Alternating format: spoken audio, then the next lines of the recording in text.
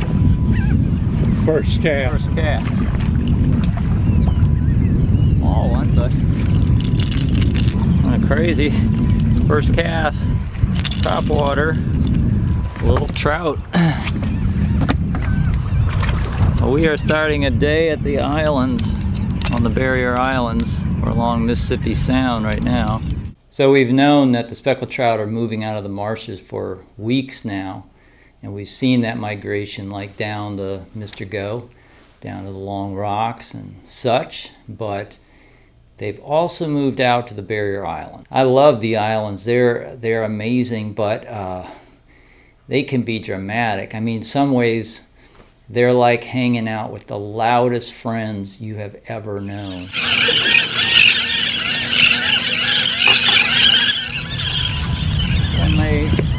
Yeah, this one's a bigger fish. Oh yeah. First keeper on a she-dog. So fishing on the barrier islands is not totally different than fishing in the marsh or fishing in the channels like ICW or the Mr. Go.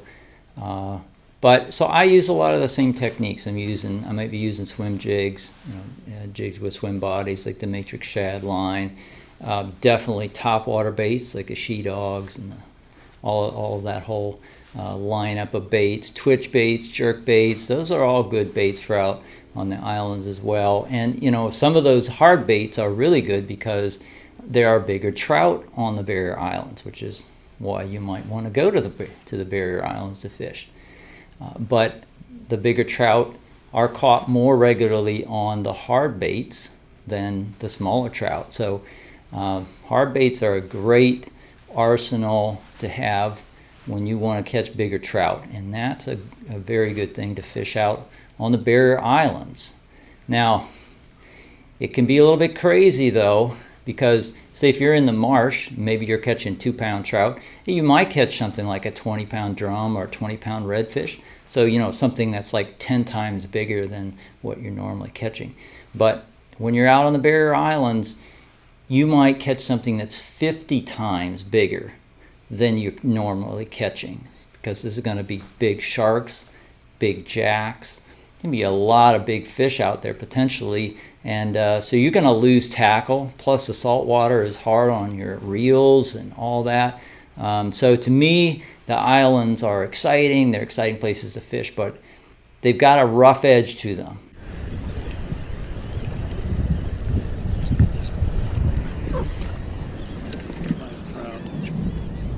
About a 14 or something like that. Or 16. There we go. So a decent keeper. First cast out here off of Illapete. Sometimes it's peaceful, especially if you get on the back of Chandeleur Island. It can be very peaceful, but you gotta watch out, man. Drama could erupt at any moment. Right. Got hammered. That hit the crap out of it. Holy mackerel. Good pull. See the foul hook, John, or? Holy mackerel. It's a nice trout.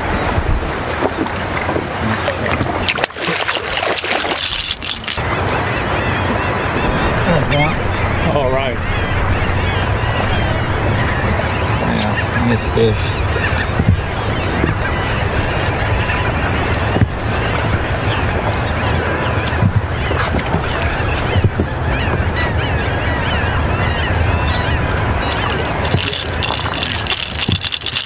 Another nice 15, 16 inch. Top water is doing very well this morning.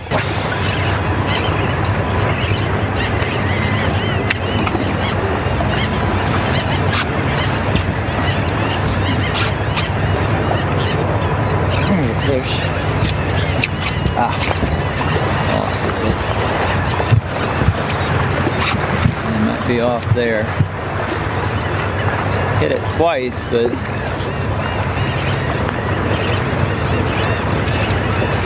there's one. Decent fish.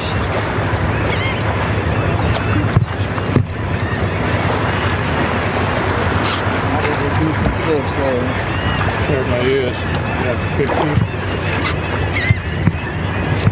You got on a quarter? Yep. Very nice fish. Nice trout.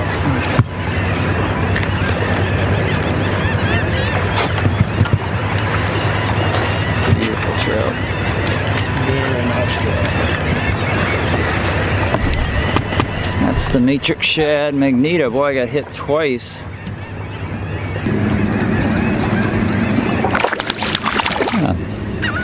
Play a keeper.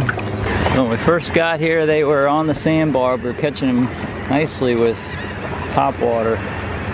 Now they've moved off, catching them on the bottom. 1/4 ounce jig heads, like that one.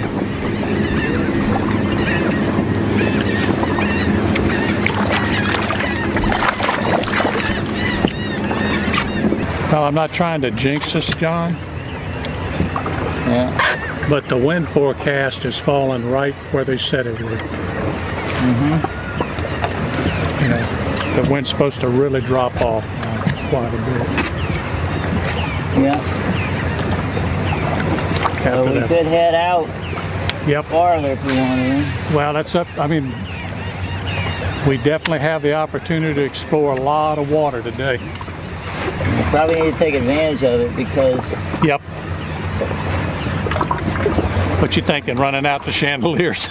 well, maybe. I know, yeah. Yeah. A day like this, Well, something breaking water right there. up by the point. Right, 10 yards and to the left there. Okay. Welcome to the Chandeleur Islands.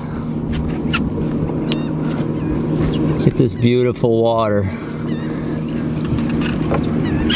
Grass, shell bottom. And this is Louisiana. So, yeah, it was so beautiful and calm. It was right on the prediction as far as wind speed today, and no significant weather. Even though it looks a little cloudy out here, there's no significant weather. And so we just decided to come on out to Chandeleur Islands.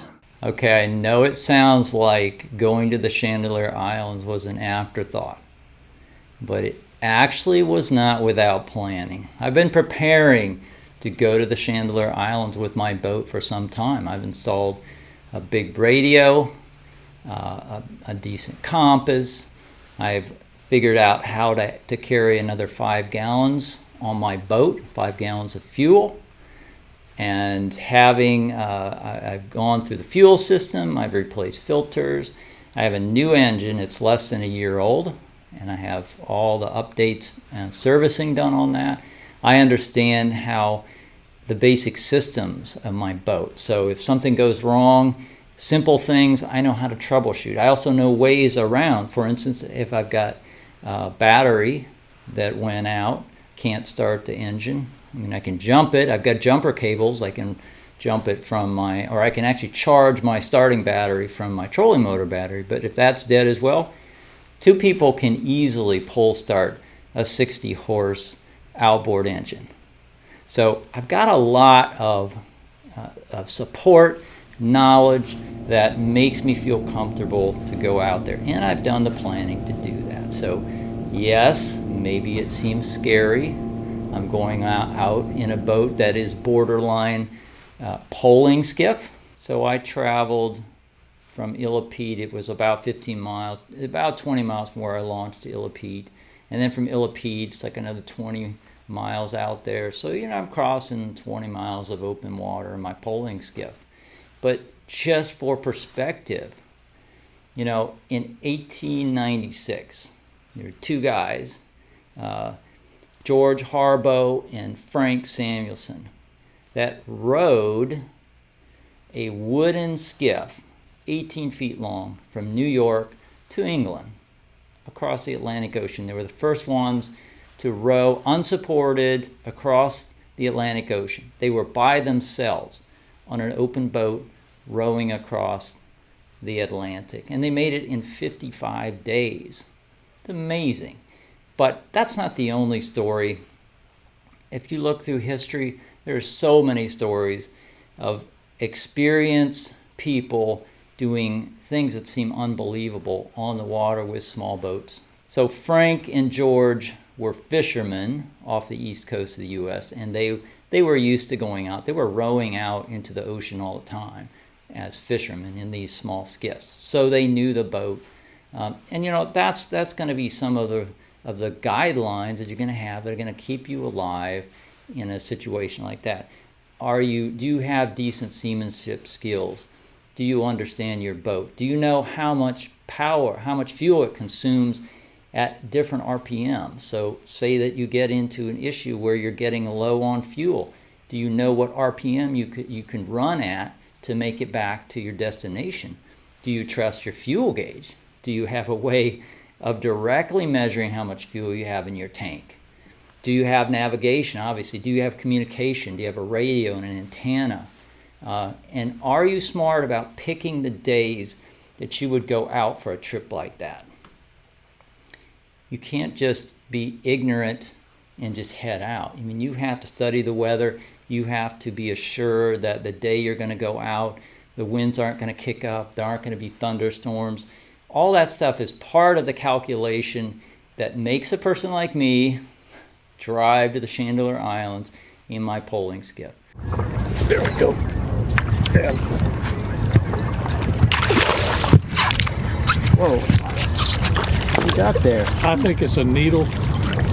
I don't know. It may be a red, John. It's pulling good. The way it darted though to the side. It doesn't look like a. Yeah, it's a. No, it's a trout. It's a big trout. You're around the. Thank you. That's a nice trout. Thank you. Boy, it's slammed like a red. Boy, look at that. Beautiful. So cool to be able to see them here. Ooh, this is a nice trout. Oh my goodness. Coming up. You're gonna, oh my. Man, you know, that's John, like 25 inches. The way that thing hit, I thought it was a ladyfish. Wow. Oh, that's a nice trout. Nice trout. Like, yeah, right at 3. 3 pounds. For a Chandeleur trout, and it was a good one. That's 21. Right at 21, yeah. 21 inches.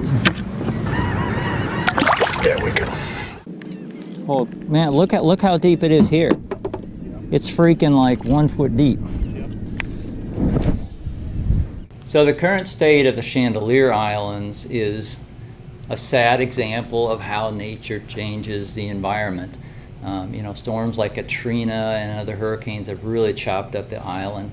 And so, man, like 150 years ago, there was a fishing village on the Chandeleur Islands. And there was even agriculture on the Chandeleur Islands. But these big storms that come in, they knocked down the lighthouse, they chopped up the island. The Gulf waters is actually pushing the island in toward the coast. And it used to move at just like 10, 20 feet a year. Now it's moving at like 300 feet every year. So it lifts sand from the beach side, it pushes it over the island and through the island, and then, you know, it's steep on the surf side, and then it comes and tapers out real shallow on the backside of the island. And so the backside is very shallow.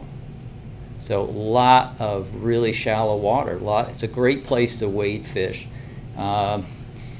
It's also a conundrum because it's about 40 miles roughly from the coast, especially the southern tip, where that's where I've been fishing.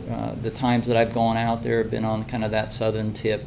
What boat would be the best one to get you to the Chandeleur Islands? It'd probably be something like this boat. Seems very safe, it'd be fast, you can drive out there fast. But once you get to the island, this is the conundrum. There's so much shallow water that it's really a hazard for larger boats. You got a rope? We'll see if we can get you off.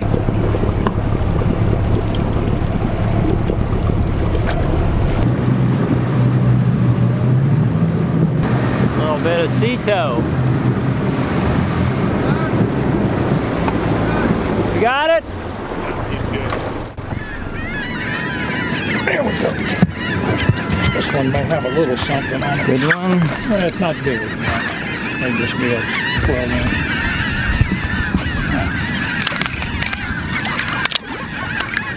Decent fish. Let's keep those fish. Boy, they are frisky.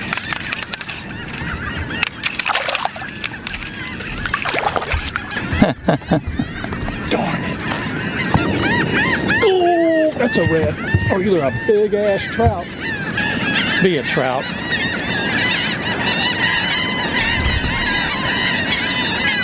A nice fish. Can you see it, John? It looked like, well, I'm not going to even say. Trout.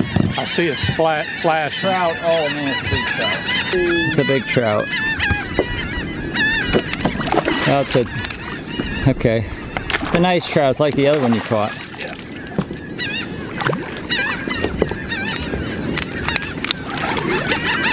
Come on, David. This is the kind of trout you don't want. You wanna grab it instead of slinging it, Yeah, I think that may. or net it? I don't think it needs a net, John. That is a nice trout. It's a nice trout. Yeah. Yeah. That might be even bigger than the other one. I think it is.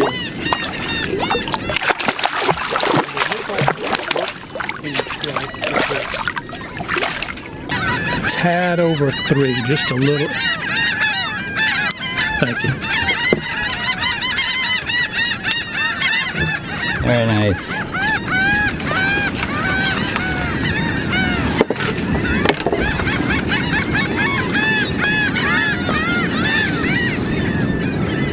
There you go. We weren't catching the bigger ones, getting smaller fish out where it was 3 foot deep. And both of the big ones you caught were in like a foot or 2 of water. They were in about 1.5 feet maybe of water. Yep. 2 foot of water. You know, we used to catch 22-inch trout. Yeah. Now, 5 years ago, up close, we were catching 22-inch trout. And it wasn't that amazing, but Right. I've forgotten what that's like. Well, I hope this video gave you some excitement about island fishing, or maybe some interest in it. Take my warnings about being prepared. I don't care what kind of boat you have. Being prepared if you're going to go out there. And hey, if you liked the video, give it a thumbs up, share and subscribe, and I'll surely see you in a week or two.